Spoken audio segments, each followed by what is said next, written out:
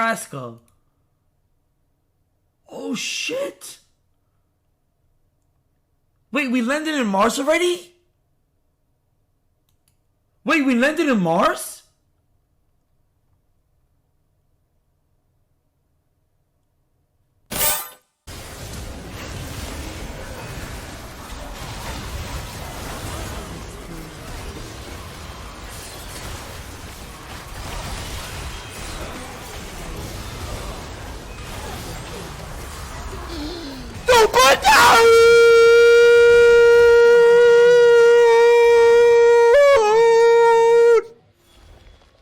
An ally has been slain.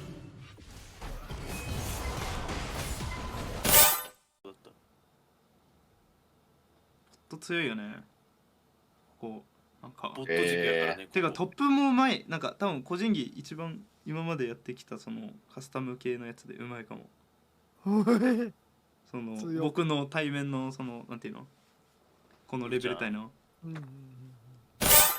Money as they can, spend that money, and have as many item upgrades as possible ahead of the next fight. That's always how much you want to invest here as well, because although the Baron is very important, the expectation is the next fight is around a dragon, and all you're trying to do is stop Astralis from getting a sneak on the Baron while you set up down towards that dragon. Finn and Niski still trading here.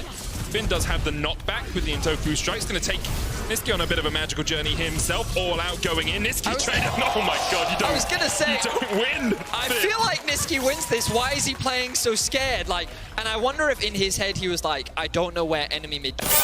And find another proc from the gold card. Labrov is held in place. Cersei throws the little sapling over the wall, and Labrov stays alive. Nuke now looking for the re-engage. He manages to find one. That's another kill for Kremlin. BDS, they're turning this onto XL. 1, 2, 3 kills secured. And all of a sudden, BDS control the game. They control the river. They control the Baron.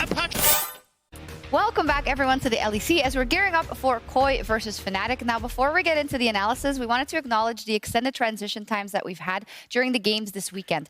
Now, behind the scenes, we've been experiencing peripheral issues relating to a specific model's firmware that is commonly used by our pro players. Unfortunately, we have not been able to find a permanent fix for this firmware, and we need to employ a number of temporary measures as we explore more permanent fixes. We understand and share your frustration, and we're working behind the scenes of each game to get this settled. Ruby caught on the wall. He's taken out. Baron is now down to 2,000. It might have just been gift wrap. Smoke fight available. Jankos secures it. 4 heretics, but he's lost his mid laner. Now Jankos has been chunked at and chased down. Exekic stepping forward, firing all the bursts he can. Mercer's going to be the next target while Evie tries to escape. He turns the damage onto Markoon. As here comes Certus. Will be able to deal some damage. Flashes away. Markoon's taken out. Evie looks for another. He can find the 1v2. He's going to do it. Not just yet. He's now going to be the target of Irrelevant. While that's going on, the tower's been taken out from the bot lane. The new challenger approaches though. Irrelevant wants to try and get it onto him. Zerg. You're a streamer. Read your fucking chat. There's like 10 messages in here. Yo, I need a favor. Can you speak in Swedish for Radarel, please? Okay. Radarel, jag är från Sverige för helvete. Tror inte på han. Okay. Okay, he's Swedish. What happened? Why did he go full Tror screen? inte på I will dominate. Han är ju skitärlig. Why can't I type? What is happening? Oh, you have to click. Holy. Kom igen nu Radarel. He's Swedish.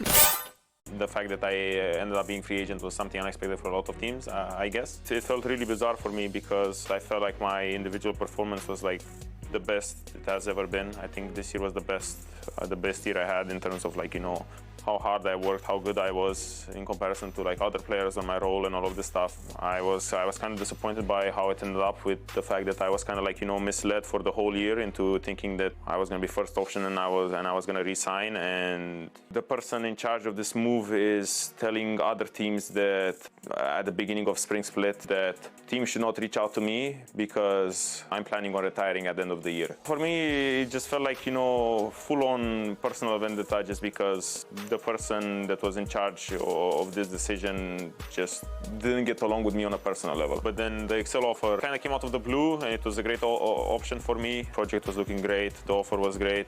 So for me it was kind of like a win-win and I don't have anything against Of Dust just a few moments ago was able to bounce back in that bottom lane. They were pushed under their tower the first few early moments. Now Irrelevant with some backup here from Marku. No flash available. Hook shot comes out as well as the engage. Stun comes down. Knock forward. Here all we go. out secured. Evie will be able to find first blood. Now he turns his attention with a 2-level advantage onto Marku. Sidestep but gets rooted in place. And Evie and Heretics find two.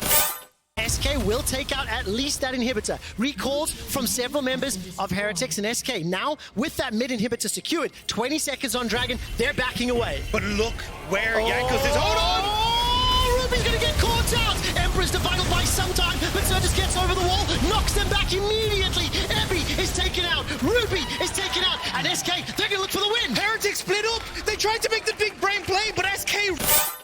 There's no way, Ron Baron. I'm here, I'm in mid lane, it's all fine. But ends up taking that step too far. And now Heretics at least should get an answer with bot lane turret. But this was a big win of just a lot of gold going over to SK. You see here, Ruby thinks he's safe with the turret, but Certus, great angle of attack there. Failing the flash over the wall for Ruby as well. And even the flash from Set.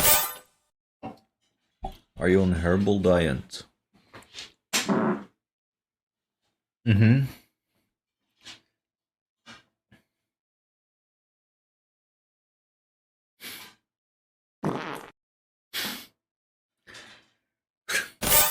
From Astralis, focus the squishy member, tunnel onto the lower level member and just try and burst him out. But then watch what Caps does here. He lands his Q onto both, knocks them into the air, and then uses his E to knock them up again.